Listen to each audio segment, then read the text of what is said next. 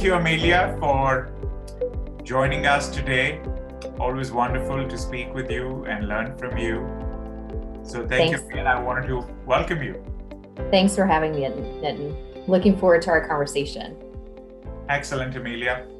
So Amelia, I would love to chat with you today about your background, your experiences, especially when it pertains to customer journeys and customer experiences. I know you have decades and decades of experience in doing impactful work. Something that I ask everybody that comes on the show is, can you talk a little bit about your background and just introduce yourself for people that might not be aware of you? Sure. So Amelia Strobel, and I have been primarily focused in my career on consumer packaged goods. So I've led strategy and insights organizations for companies like Frito-Lay, Kraft Mondelez, and I'm currently with Mars working in a global role in our pet care division. So while you say decades and decades and decades, you're kind of dating me here. So I won't say 3 decades, but no, but lots of great experience with great companies. And again, primarily in that consumer strategy space. Wonderful, wonderful, Amelia. And I'm sorry, no, my intent was not to date you. My intent was to just highlight on your experience and expertise. But can you talk a little bit, Amelia, about what a day in your life looks like when you're thinking about, in your role, when you're trying to make an impact on customer journeys and their experiences? Right. Yeah. So in every company that I've worked, whether it's in consumer packaged goods or in services, basically everything that we do should be at the heart of the consumer. And so what that means is truly understanding the consumer journeys that our core consumer or customer, the day in their life. And that should be reflected in many respects, in my mind, in the day of my life. So as I think about growing businesses, whether it's in pet care or it's in snacks or it's in restaurants, it really is truly about understanding and getting to the root and the heart of what motivates consumers to purchase your product or to walk into your restaurant to dine. And so over time, there are certain techniques that have worked better than others. And then there are new techniques that we use in understanding the consumer journey, whether it's through AI or machine learning, if it's social listening scraping. There are a lot of technologically advanced ways for us to understand and put together what that consumer journey is. For both omni-channel or straight brick and mortar, or as I said before, with a restaurant or a financial services branch, just lots of different unique ways depending upon who it is, that consumer that you're targeting and you're looking for. So Amelia, when your C-suite or your CEO says, "Great work," what are they typically counting on you for? Many times they're looking to me or my teams for numbers. So how are we doing in the marketplace? More and more, however, in the insights world, it's really about shifting from insight to foresight. So a pat on the back would be that predictive model that's been created to forecast out 4 to 5, 10 years as to what consumer behavior will be and what those potential trends might be for us to capitalize on. Working primarily in North America and with North America innovation pipelines, again, across many different industries, the innovation funnel, so to speak, has shortened in its timeline, meaning that you no longer have the luxury of 5 years to create a product or a service and bring it to market. The marketplace is just changing so dramatically. And so people that I work with in the C-suite are really, really looking for foresight, and they want to have a lot more confidence in the decisions that they're making. And that's where, again, being very consumer centric and understanding consumer behavior, behavioral economics is something over the last 15 or 20 years or so. I've spent quite a bit of time on trying to understand and experiment in as well. But that is basically what the C-suite needs. They want to make their numbers, right? Because that's their incentives. Yet they also have a moral and ethical obligation to the organization and to their shareholders to ensure that they're setting up the company for longer term success. So, Amelia, that's a great point you've raised. And because we work with a lot of senior executives like yourself, we see a lot of them facing similar challenges, where on one hand, as a researcher, you're focusing on the tools and the ability to gain insight that is going to be actionable. At the same time, you then have to make the insight be meaningful, not only for the C-suite, but also for teams at different levels throughout an organization as big as yours. That obviously brings up a lot of challenges. And can you talk a little bit about, some of those challenges and how you overcome them?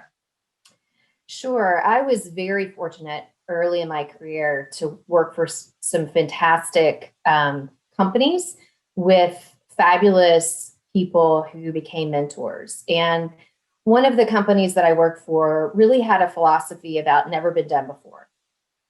So you had to have on your objectives every year something that the company had never done before, whether it was a technical piece of research or it was a new consumer behavior that you wanted to uncover, or if it was a new sales channel that we wanted to go after, or a new category. It was just really, for someone with my personality, never been done before, and that innovativeness behind it was remarkable.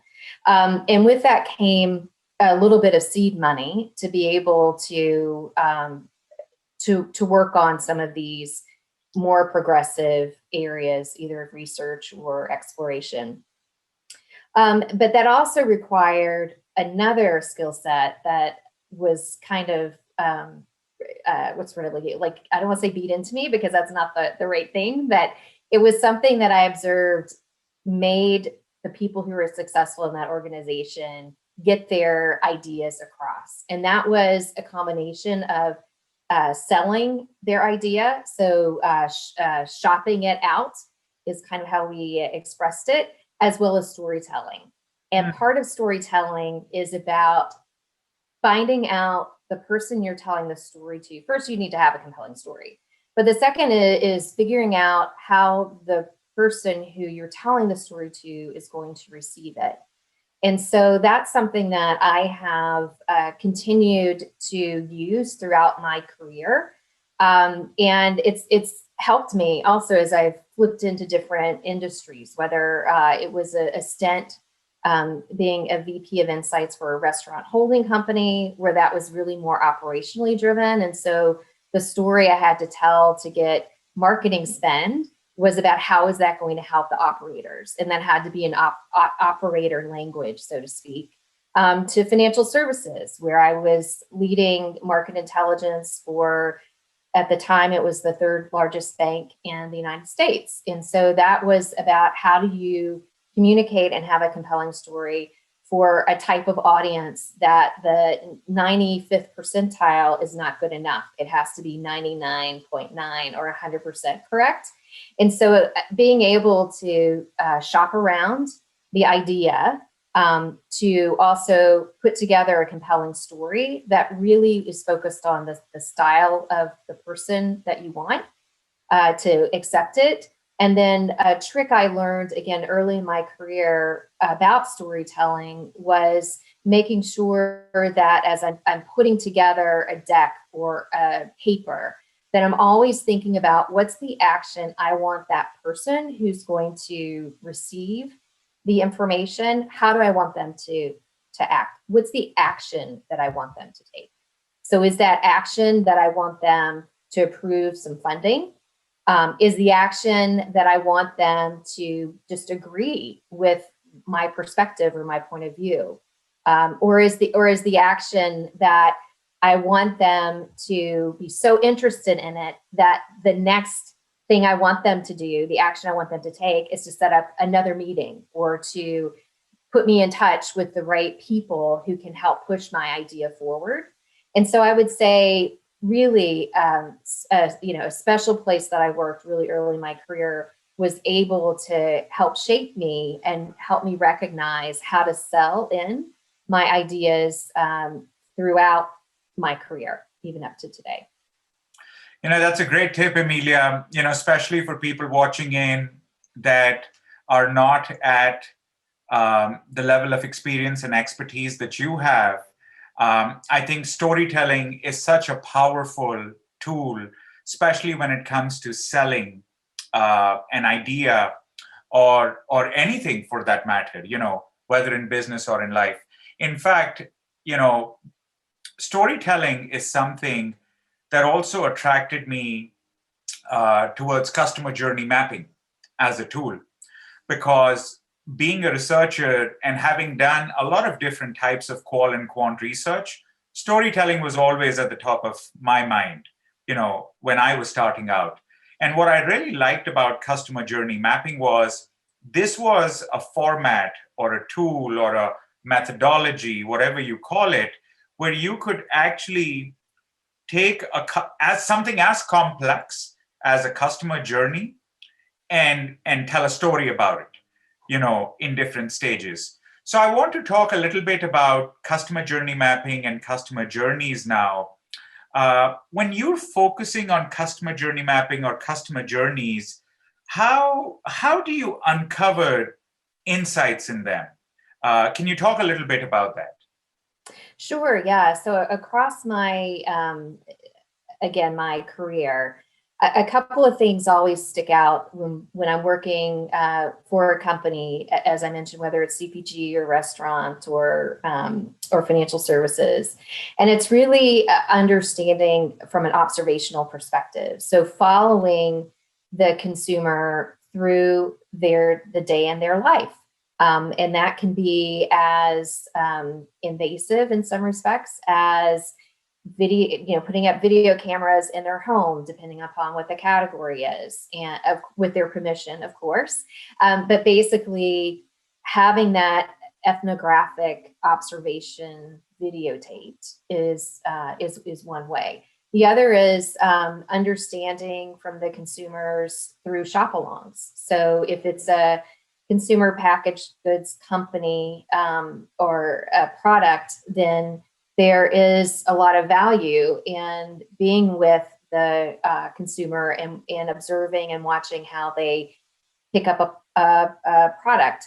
Over time, especially within the CPG world, there are a lot of tech tools that we can use now with eye tracking, heat maps, things that are a little less invasive than basically having someone following a consumer around a store. So those are all techniques that we've used. And as I mentioned before, there's a lot more we're doing with scraping, so social scraping and e-commerce sites and understanding ratings and reviews.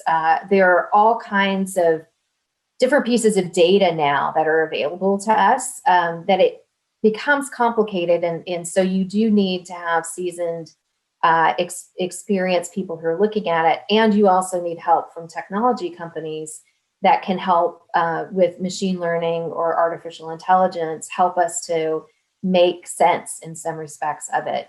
And then the fun part is bringing it all together. And just like you said, visualizing it and trying to figure out what are some of the emotional hooks that that we can embed into the consumer journey.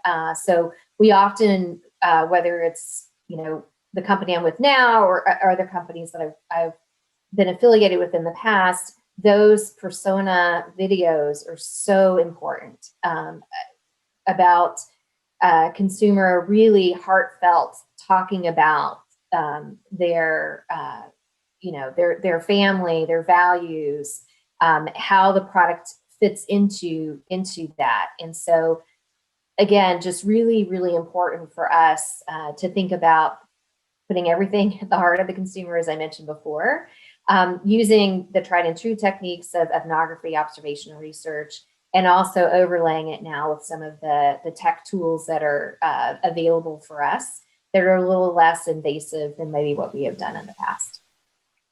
That's great, Amelia, and that's a wonderful summary as well, of the different tools you have in your toolbox and that you've used. I was also connecting very well with the power of videos and that visual evidence that you spoke about. That's something we do a lot of as well. In fact, I remember we were doing a project for a client where we were in store, typical shop along and intercept. And we found that a lot of this was with moms with young kids. That was the product without taking any names. And that particular project, I remember our surveyors were telling us, people they're hemming and hawing around a certain question, but it seems like they're not happy, but we can't get them to probe. And this was being done in a quantitative way. So we gave them instructions on how to probe, and then they started probing, and then and we told consumers, hey, look, don't worry about it. You won't be hurting our feelings, but just tell us what's going off. And then the floodgates opened, and mom started telling us. And basically, for a product for young kids, it was packaged like an alcoholic beverage. That was the problem. And we recorded videos of that on spot, multiple locations, shared it back with the client. And the feedback we got was, had you come back with just data telling us that or verbatims, I would have had a hard time convincing my C-suite. And all I had to do was show them the data and play a couple of these videos that were recorded in store. And there's no more argument, it was like, oh my God, like what were we about to do or what were we doing, because this was a test going on. So I think that's spot on. And we place a lot of emphasis on that visual video evidence as well. Can you think about, Amelia, your last customer journey mapping or your last customer experience project, whichever company it was at, and please feel free to conceal any confidential details, but can you just reflect on it and talk about, what was your experience over there? What went really well? What did you do? And then what was the end result for you, your company, and your team? Sure. Yeah. So most companies that I've worked for have said that they put the consumer at the heart of the company, but that's not necessarily the case. The company that I'm working for right now has done that, and in fact, our strategy is built around the consumer, which is really exciting for someone like me to see that. And so, because of this focus on the consumer, we have spent a lot of time over the last year refreshing our knowledge of the consumer journey. And so while it wasn't necessarily me working directly on it, our team did. And the outcome has been great because it's a visual that's been put together that includes all facets of the different pieces of our company, and the consumer is at that center. So there's a visualization that's very clever given the category that we're in right now, and there were also videos that were put together that were shared from globally, all the way up to the president, all the way down to an assistant brand manager, sales organization, et cetera, which I think was really powerful because it brought what was just on a piece of paper to life And the emotion around our category is so incredible that in doing some subsequent work in our category, I actually had a report and videos that I presented that someone in the team chat box said, I don't know how Amelia is getting through reading these stories from these people. They are so heartfelt and heart wrenching in some respects that it brought some of these senior leaders to tears. In fact, when I finished, one of the senior leaders said, the reason my camera went off was I had to go get some Kleenex. And so when you have a piece of work that is that, I mean, to bring senior leader, I mean, these are seasoned people to tears, you know that you're hitting the right nerve from an emotional perspective, that they'll never forget that part of the journey and what that consumer's feeling because of this, piece of work. And to me, that's very fulfilling. And to your point before, that's where the videos become so powerful. And some of the, diary work that we have our consumers do sometimes just to reflect, and some of the quirky questions that we might ask, just like you did in the example of the kid product that looked like an alcoholic beverage. Asking some of these quirky questions can really uncover some deep insights. So that would be my most recent example. That's wonderful, Amelia. Talking about senior executives and seasoned executives being moved and impacted by moments, especially moments of truth, that's really powerful. And I think every good CX or journey mapping work, should strive to, if not move people to tears, at least give them a very good, comprehensive, holistic view of the customer journey.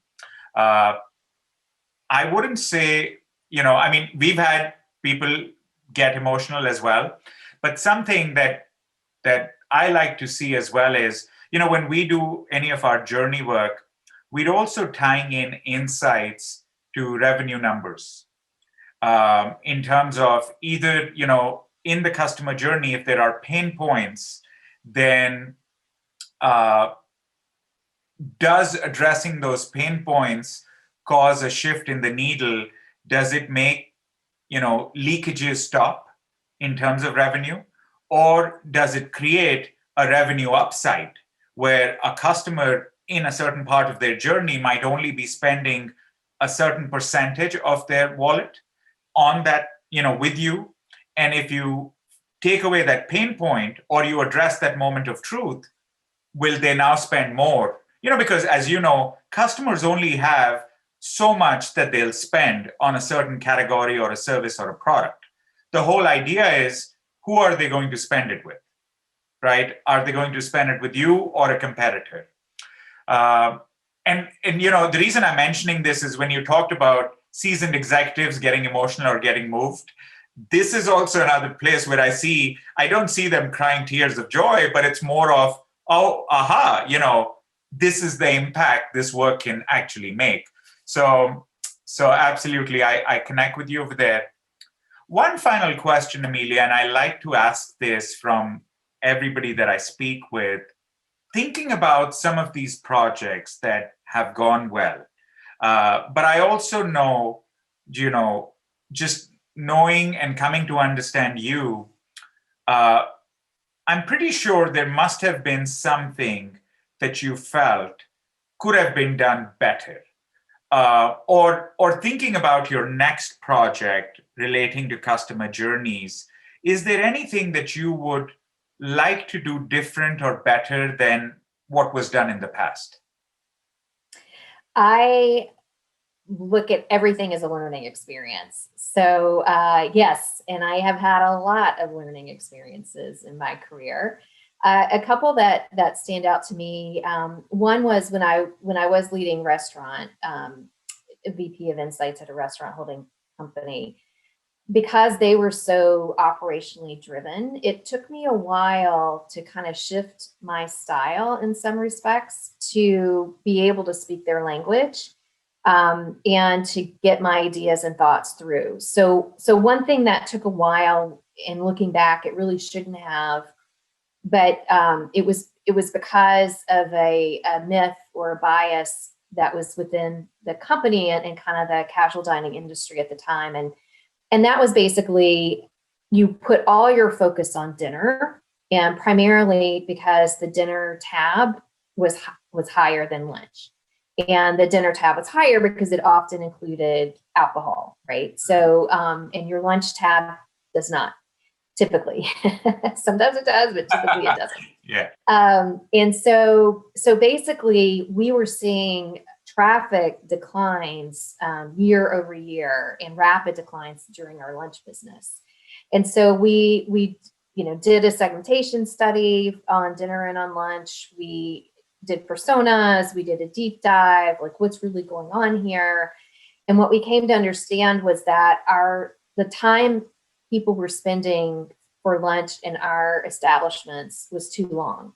So what was happening was they were opting out of choosing our brands because they knew it was an hour to get in and out, or maybe longer, when they were really looking for 30 minutes. So I want to be in and out in 30 minutes because I've got a 15-minute drive from my office and then a 15-minute drive back to my office. Or there's a shopping trip I need to like sneak in, or I need to, mail some bills or whatever it might be. And so it took a while for us to convince senior leaders that we needed a 30-minute program. And as I said before, looking back, it should not have taken that long. And I think one of the key things was we didn't, and I'll take responsibility, I didn't do as good of a job in creating the story. So we converted, we're losing this much traffic, which, average lunch ticket is this. But I didn't do a good enough job of finding what was that emotional hook that was going to get the senior leaders to change their mind and shift the behavior. Now, by the time I left that company, we were piloting a 30-minute lunch special kind of thing and starting to advertise that. But in my mind, it took it too long for us to do that. And then another example where I tried to create a full experiential experience for senior leaders was at another CPG company. And I had convinced our leadership to transition a couple of our conference rooms into persona rooms. So we had one that was a millennial room. So it basically told the story and had all the artifacts for a young 20-ish year old called Devin. And so Devin, you could look at her desk. We even had like a little bed in there, little storage units. Does she recycle? Does she not recycle? We had a teen room that was similar to that. And you can imagine what that looked like. And it was, in my mind, a great idea, but it wasn't practical because it took away conference room space. So I got complaints from facilities like, come on, do we really need a bed in this room? How are people going to do a meeting? And the senior leadership within marketing saw it as kind of a fad. And so they supported it in the beginning, but over time, it just didn't have the same impact as I thought it would have over time, where it became, it would become a living, breathing, I won't say museum, but because it was more about the artifacts and picking them up and things along those lines. And so that's another where, looking back, the longer term plan of how those rooms would evolve, and then what was the digital plan around that to keep people updated throughout marketing and sales at that company. I hadn't thought through all of that. And so after about a year, it was kind of like, yeah, those rooms. So it didn't have that special like emotional connection where in my vision was I'm going to bring, if you can't get out to talk to millennials or talk to a teenage boy about life and about their products, then I'm going to bring it into you. And it didn't work as well, but it was fun to pull it together.